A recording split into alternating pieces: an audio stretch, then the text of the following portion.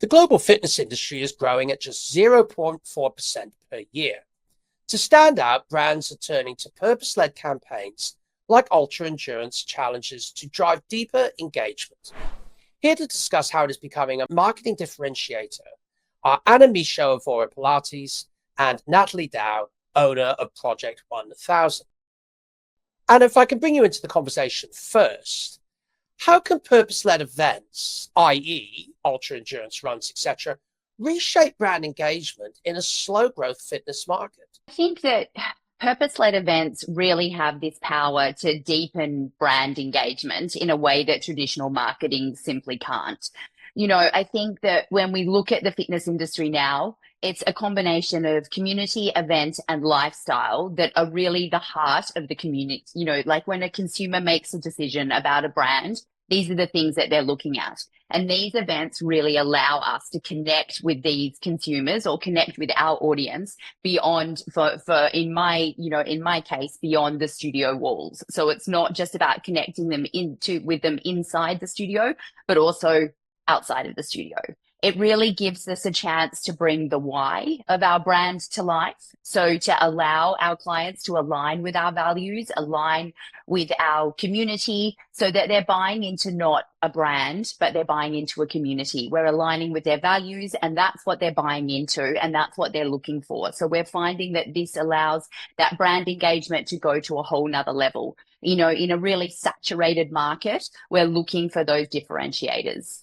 Yeah, I think looking at it, especially from a local context, from an Asian context, the culture plays such a strong, important role in that, community, family, collective responsibility, and purpose-led events tap into these inherent values, and allow brands to connect on a deeper and more emotional level with their consumer.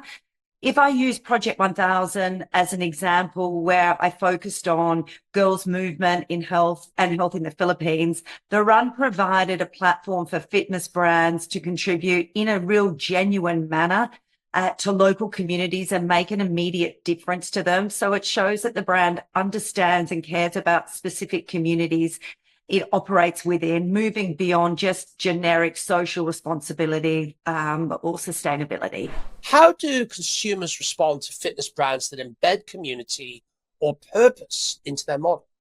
I mean, I think while price remains a factor, a growing segment of the consumer will actually pay more. So, if you're looking at the younger generation or that expanding middle class, they're willing to pay for brands that align to their values and demonstrate social responsibility. So this is driven by a real desire for shared experiences, social connection, and the opportunity to contribute to greater good.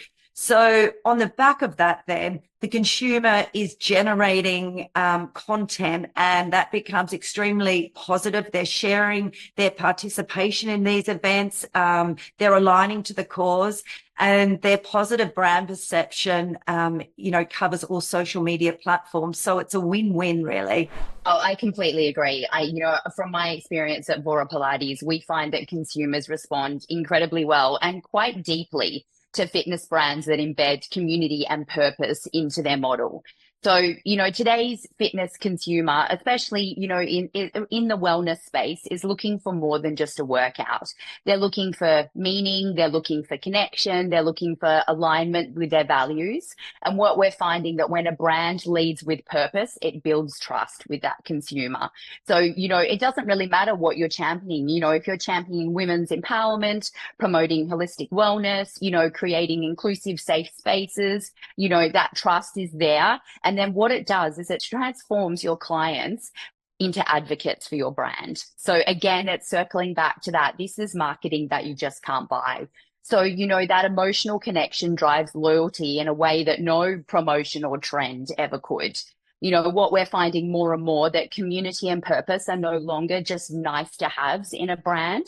They're really essential when it comes to building a brand that has longevity in this market.